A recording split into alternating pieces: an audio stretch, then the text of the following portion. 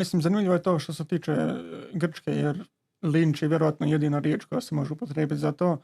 Mislim, na stranu to što je hrpa ljudi otišla tamo potući se i to... To stoji, to ne može niko poreći. To na stranu, ali njihovo shvaćanje toga i mislim, blatantne laži koje su bile rečene i o broju ljudi i o tome kasnije da je Dinamo kriv nešto. I to, znači, zahtijevanje od UEFA da se Dinamo izbaci u toj situaciji je toliko bizarno da uopće ne znam s čime bi usporedio.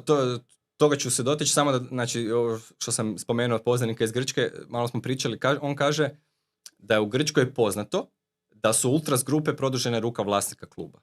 Znači, Ultrasi od PAOK-a, Ultrasi od Olympiakosa su u principu enforceri, snagatori, koji rade ono što im vlasnik kaže, ako vlasnik kaže trebate riješiti to i to, oni to rješavaju.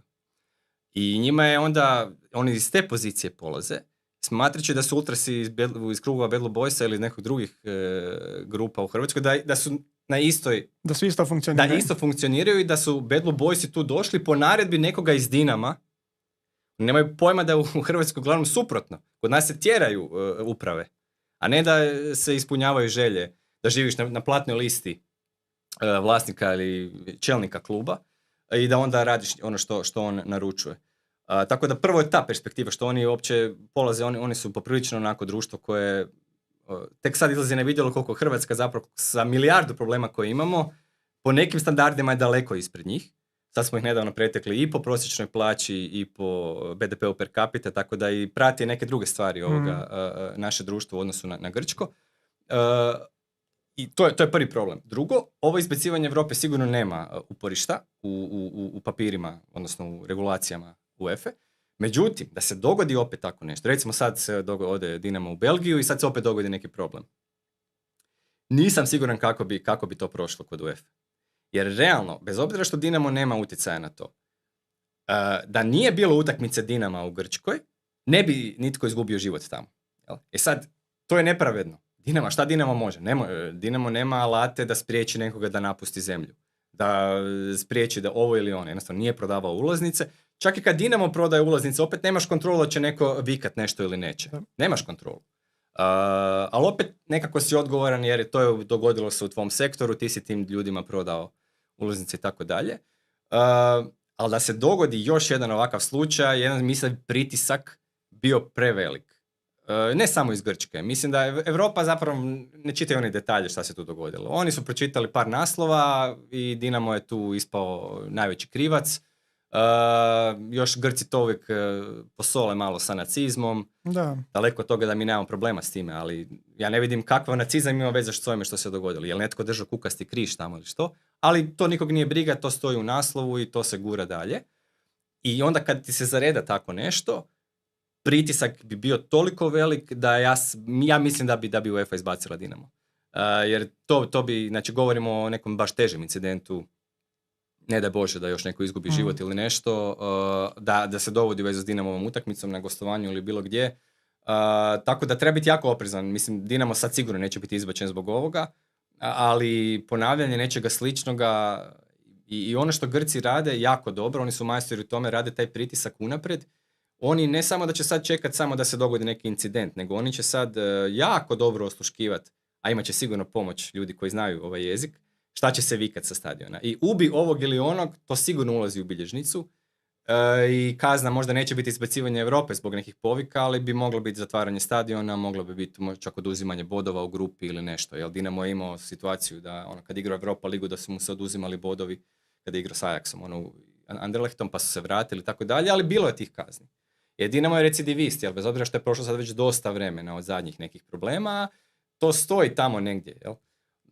I tu treba biti jako oprezan, pogotovo ljudi koji će ići sutra na utakmicu, da zaista se trebaju suzdržati od bilo kakvih uzvika, jer će se zapisivati doslovno svaka rečenica. Ne znam ko je delegat te utakmice, ali sigurno će biti sugeriranja sa strane da će biti bilo kakav problematičan uzvik bude. Da, ja mislim, tu smo gdje sam, ne znam šta bih rekao uopće po toj situaciji. Lose situacije. Da, mislim, malo mi je isto teško zamisliti to da bi, čak i da se ponovi to, došlo do izbacivanja, iako nije nezamislivo, jer ipak onda bi se ime Dinama nekako povezivalo sa neredima gdje vučeš stalno za sobom, jer jednostavno Tako je. nisi sam klub, nego sve oko tebe. Ako Ja ne nosiš tvrdim nered- da bi se to dogodilo, ali bojim se da bi onda pritisak bio prevelik. To je neko moje mišljenje, jer UEFA, recimo gledamo što se dogodilo sa Rusima, jel? Ruski klubovi nemaju oni veze sa ratom. Ok, može sad se govoriti sponzori Da. ovaj ili onaj, ali ti igrači, ti treneri, ti čak i čelnici klubova vjerojatno nema nikakve veze sa time, ali pritisak bio toliko velik jednostavno da se UEFA nije imala drugih izbora. Morala ih je izbaciti. Tako da, ako se dogodi još jedna ovakva tragedija, bit će pritisak ogroman. I to, ali možda bolje da ne govorimo sa tim nekim najcrnjim scenarijima, da se jednostavno krenemo ovo, da to što bolje prođe ovo sutra i ovo u subotu. Meni nije jasno zašto UEFA uopće šalje Dinamo. Nije da oni ne znaju šta se u Grčkoj događa, po meni je neodgovorno da se Dinamo šalje da igra tamo. Da, bila je neka ideja na neutralan teren, jedna utakmica i... To sam ja nešto napisao kao neki prijedlog, da li se o tome raspravljalo ili ne znam. Da li se raspravljalo, po meni bi to bilo najbolje. Jednostavno, po meni bi sigurnost trebala biti na prvom mjestu, slati Dinamove igrače tamo i trenere i cijeli staff koji će biti u takvu atmosferu gdje ne možeš garantirati da se neće dogoditi nešto. Dogodno da te pogodi neko s nečime. A mislim, vidjeli smo koliko možemo vjerovati grčkoj policiji, tako da...